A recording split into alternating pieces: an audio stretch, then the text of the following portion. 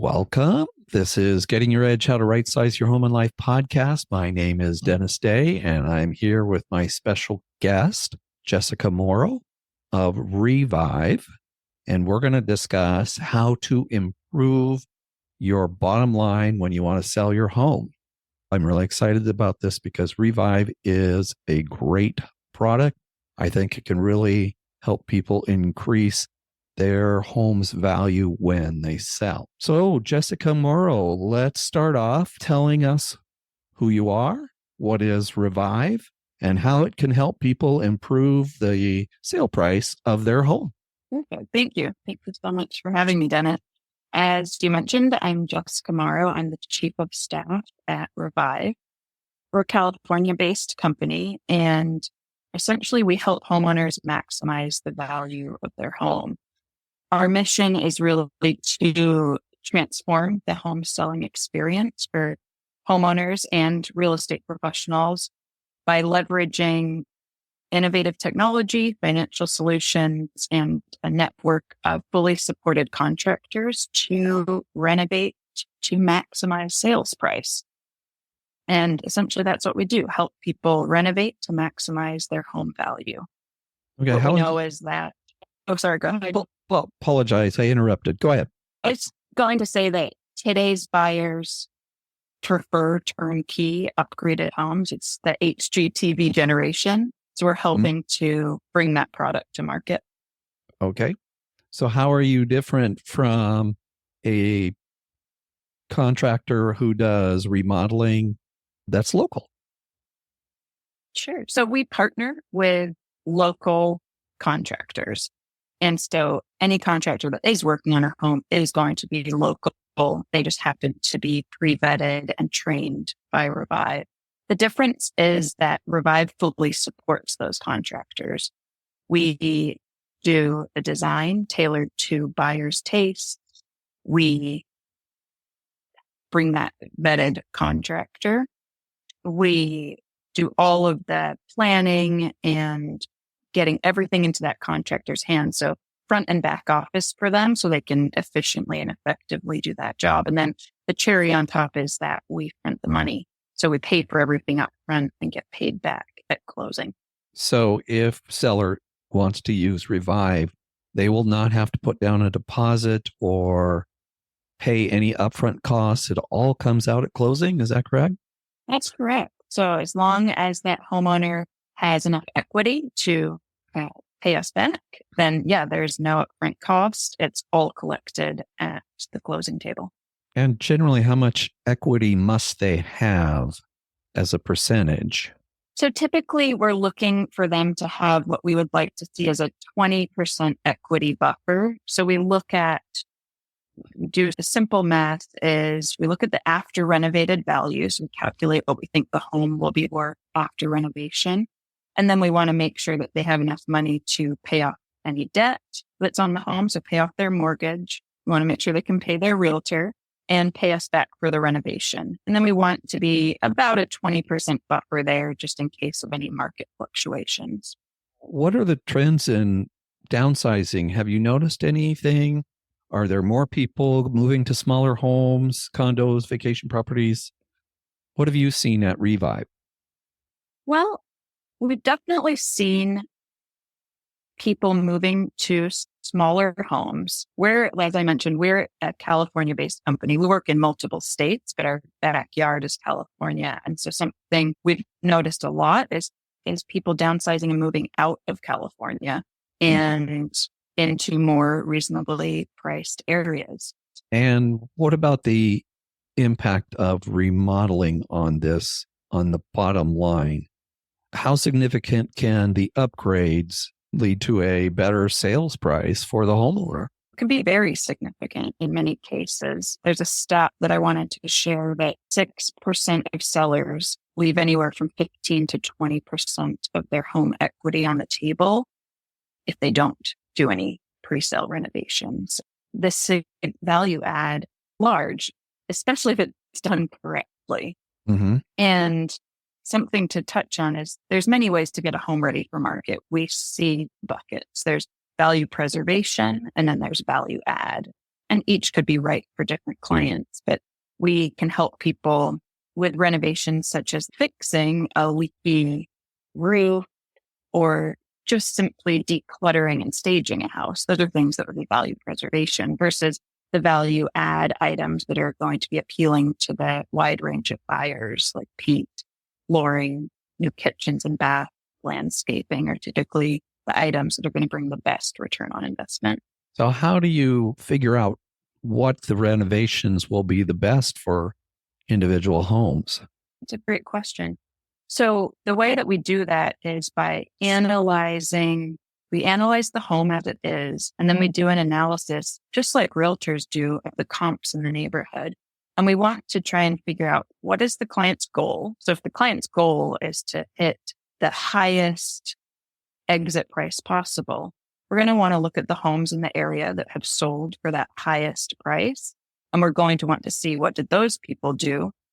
And we're going to want to do similar renovations. And so we do an analysis to see what do we need to do to this home to meet the client's goal. And typically that's figuring out what other homes sold for at the highest and what they did, and then tailoring those renovations that way. Okay. How is the customer involved in the home seller involved in the process of figuring out which renovations to do and so forth? The seller and the agent it's really completely up to them as to what renovations they want to do, budget they want to spend, and what level of finish they would like. And then it goes to Revive to do the actual design to fit into each of those boxes. But the homeowner, we get together with the homeowner and their agent to really understand their goals and help be a guide. But at the end of the day, the homeowner's in control of what gets done and how much it costs. Do they have control over things like the paint color and which cabinets might go in, so forth? So they don't. We have a product called Renovate to Stay for people who aren't selling their homes, and they get to meet with the designers and go through the whole process. But our Renovate to Sell program is really designed for efficiency, for speed, and it's really tailored to buyers' tastes. And oftentimes when a home seller gets too involved in that process, they start making decisions based on their own tastes and not necessarily based on what the buyers are looking for. So no, the paint colors, we try and make that as neutral. We've done it thousands of times and really know what the buyers are looking for. So you're looking at what buyers are looking for, and you're looking at trends in homes that have been selling in the area. So what are some of the common mistakes that homeowners do when they renovate by themselves? So we touched on that a little bit in the last question. So the first thing is designing to their own taste versus what the sort of HGTV next millennial generation are looking for. So that could be one. And then another thing is either spending too little or spending too much. So we see that when people renovate or make their own decisions, sometimes they feel like, let's save money and just invest a little bit. But oftentimes then they miss the return because they're spending too little. Other times people overinvest and don't get a return on the investment. And so there's definitely a sweet spot, and that it helps to have another professional involved to help make those decisions. Some others are going with the wrong contractor or just trying to find the cheapest price over quality. Sometimes people just get in their own way, and something that we require and we can also help people with is to be out of the house during renovations. Living through a renovation can sometimes be really detrimental. And it's awful, especially a kitchen renovation. It's just horrible. Anyways, go ahead. So those would be some of but I would say number one is spending too little or too much, or really designing to your own taste versus really thinking about what a buyer would be looking for. So one of the things that if you were to renovate on your own, what things don't return value? We talk about our return on investment, and some things do return an investment and some don't. What are some things that do? And then we'll go to what things that don't. And this can change based on the market, but the area. But I would say that the things that bring the most return on investment, number one is simply depersonalization. There's a stat, I think, that a house that's depersonal will sell for about 2 to 3% more than one that's personalized. Can you send what depersonalize mean? Depersonalization would simply be decluttering, taking photos down, taking tchotchkes and knickknacks down, just making it into a more of a neutral, less lived in space. So that would be number one. And staging, I think, is the second, which brings on average, I think, a 3 to 4% return. So those are two big things. But when it comes to actual renovations, we see neutral paint being probably the number one return on investment. New flooring is a big one. After that, you probably get into refreshed or renovated kitchens and bathrooms. And then the two other things that we find that bring a return are light landscaping. So curb appeal type of items and landscaping. And just those small accessories like new door handles, new door hinges, new baseboards. There's little features that actually are inexpensive to do and bring a good return. So what you were talking about depersonalizing, and you want kind of a generic home.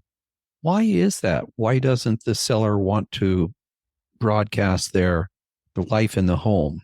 A buyer, when they walk into a home, they want to be able to envision what it would be like for them to live there.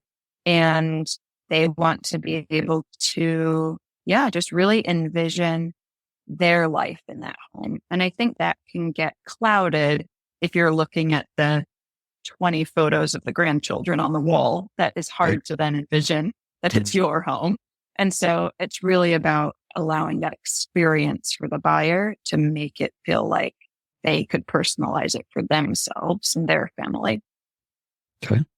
What are the big things that don't return your investment? This can differ from place to place, but things like digging a new pool, things like adding solar in some cases. So some things that don't add as much ROI. Yes. And it's the personalized things that you may feel like, gosh, we've always wanted to add that waterfall in the backyard, or these things that are really personal to people that just maybe aren't as important to others. But it's the types of things that are a little too niche. I heard that a brand new deck, which is quite expensive, is not really a good return on investment. That's an interesting one. Now, if your deck is not to code or it's falling apart, things like that, so fixing it. But sometimes building new things, building a gazebo, as I mentioned, digging a pool, putting in an exotic tree. These are things that maybe if you lived there and you love that sort of thing, might be nice, but not that's going to actually get a return on your dollar.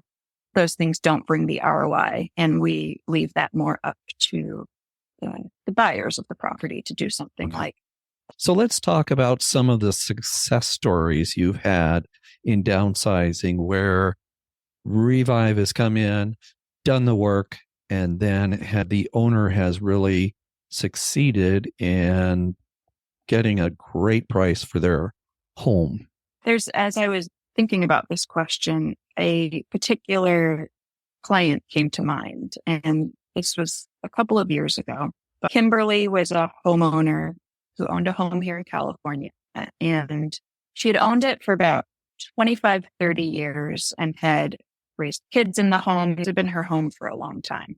And she ran into some financial difficulty. It was around when COVID was really rampant, and she had lost her job, and she had gotten really, really behind. She was behind on her mortgage, and she was having a hard time sort of being in the California hamster wheel. And her house was also in bad shape. And her house was probably worth about $350,000 in its as-is condition. It was missing flooring in places. It was not in great shape. And so we came in and we invested about $100,000 in the house. And that was new paint and new floor and some kitchen and bathroom upgrades. And it raised the price of that house or the value of that house significantly. I think she sold it for about like $650,000 or $700,000. So she made anywhere from $200,000 to $300,000 more than she would have selling it as is. She moved to Denver. She wanted to move to Colorado, the outskirts. She moved into a prefab home. So she really got a home that was a lot less expensive. She was also able to invest in small investment property with those funds. And what was really amazing is she went from being in a really dire situation where retirement was not even on the table to being able to live out the rest of her life really well. And so she was able to what we would say is to retire with dignity. And there's a really impact story because I got to work actually really closely with her and see how significant that was for her life. And so that was one that really sticks with me for a downsizing story. You changed her life. Does Revive have any stats about, on average, how much after your renovation will gain in sale price versus selling as is? Yeah, there is. So as I mentioned, a lot of people leave at 15 to 20% of the value on the table. They don't renovate. We are seeing our averages most recently are about $146,000 more than selling as is. That's just an average number. 146. Yes. That's fantastic. Now, you offer all these services. How does Revive survive as a business? How are you compensated? That's a great question. So Revive actually makes its money from the contractors. And so it's really nice that the homeowners not only don't have to pay till closing, but there's no fees or interest or anything on the money. The way that Revive makes its money is by getting paid from the contractors for all the support we provide to them. So I mentioned the design. Each project gets an owner's representative assigned. We help them with the scope and the permitting. And so we're really the full front and back office for these contractors. And we get paid for the services we provide them and are able to offer a really competitive price to the homeowner as if they were hiring a regular contractor, but without any payment till close. And that really makes a big difference when, like in the example you had, where somebody who really needs to move and doesn't have the money to keep it, or those homeowners who have a hard time or can't afford to maintain their home. So what do you think, what do you see in the future for renovation and downsizing in, say, the next 10 years or so? Well, as far as renovation and downsizing over the next 10 years, I think it's going to be similar. I think that people will continue to need to downsize. People will, so that will be a pattern that I'm sure will continue. People moving, downsizing or moving out of state. The future for us in this industry is we want to continue to offer options, clients to homeowners and agents so that they can achieve their goals.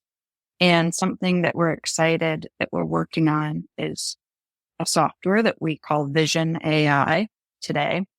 And essentially, we want every single homeowner at the click of a button to know all of their options when selling a home. We want them to know everything about the neighborhood, everything about their own home, the value of their home as it is, what they could do to that home to raise the value, and created a product, and we're continuing to make it better. And this is a product that uses computer vision, and essentially with a click of a button, you could put your address in, upload photos of your home, and in seconds, it does an analysis and gives you all of your selling options.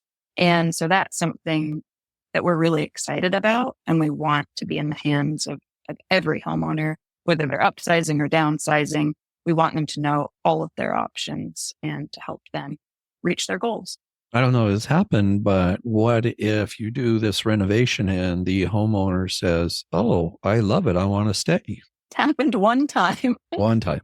And it's happened one time. A lot of people love their renovations, but most people have moved on to their next place. But it did happen one time where someone we've fallen back in love with the house. We don't want to move. And so that homeowner simply paid us back for the renovation and kept their home.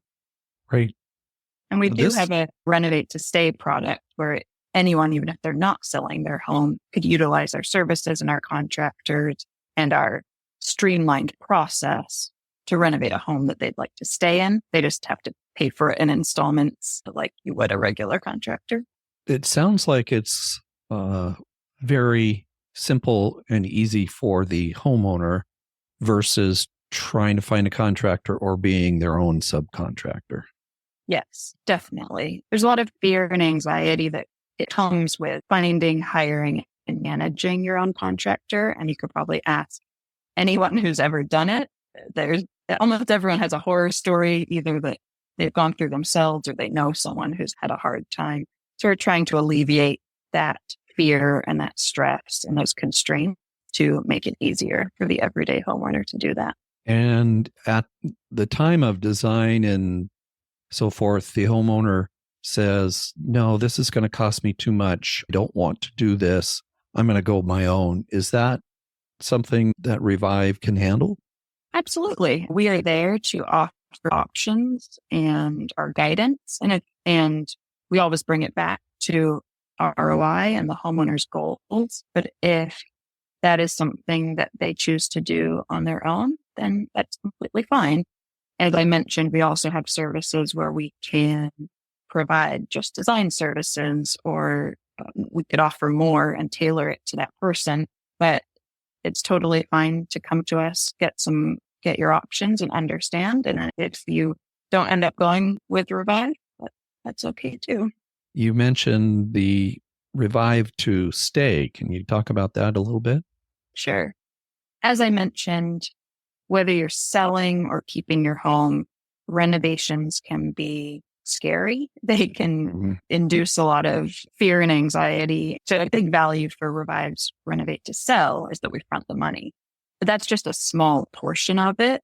The ability to tap into a vetted contractor network, to have a designer, to have a streamlined process can be really beneficial for people who are just renovating to stay. Anyway, renovate to stay. Yeah, it's a way to tap into all of the services and efficiencies that Revive has created. And for homeowners who'd like to do that, they pay a small design deposit and they make payments as the project progresses, but they get everything that they would have gotten with a renovate to sell. The design support, the owner's rep from the Revive team who helps to keep the project on track and on budget. So it's a great way for people to tap into a streamlined renovation process. And Revive has the Revive to sell, Revive to stay. Is there any other Revive projects going on? Yes, we have one other, and it's called Sell 360. So there are some homeowners who have a home that is in need of renovations. They want to sell, but they simply don't have the time to go through the process. That does take some time. There's time to prep for the renovation. Then there's the actual time to renovate. And then there's the time to sell the house. And so you could be talking about 3 extra months or so. And a lot of people, especially if they're in some kind of financial distress or whatever it may be, they don't have time for that. And so oftentimes those sellers are left to sell on the open market to what we call like a vulture investor and leave a lot of money on the table. So we came up with a product called Sell 360, where we purchase the home from the homeowner. We renovate the home and then we pay them all of the profits on the back end. So they get a portion of their profits up front. We take on the renovation and then we take on we sell the house. And then it's really great because the homeowner then gets all of the additional profits, less a small Revive fee of 6%. It's usually people who are in some kind of need to sell quickly, but don't want to leave the money on the table or sell to a vulture investor. So it's really great way to tap into the renovation without having to wait. Sounds fantastic. I really enjoyed working with Revive when I worked with John at And I think you're a great company. So I highly recommend it to any of our listeners or viewers because they do a bang up job and they have 3 different programs: the Seller 360, the Renovation to Sell, and Renovation to Stay. I just really appreciate you taking the time to sit down and talk to us and learn about our company. And at the end of the day, we want to help homeowners maximize the value of their home and keep all of their hard-earned equity in their pocket. And so I appreciate you letting me speak to your viewers and listeners about it. If someone wanted to get more information about Revive, where would they go? They would go to www.revive.8. So you can find it at revive.real online. And what was that percentage that people are leaving on the table without using a remodel renovation project like Revive? Typically, 15 to 20% Wow. of equity that's locked away that just simply needs unlocking. Wow. Thank you so much. I really appreciate your time, Jessica. And that's it for Getting Your Edge, How to Right Size Your Home and Life podcast. I hope you've enjoyed this episode. We're edgegroupteam.com. Give us a call. The phone number is at the website, Revive Real Estate. Is that correct? Yeah. Thanks so much, Jessica. Appreciate it. Bye-bye.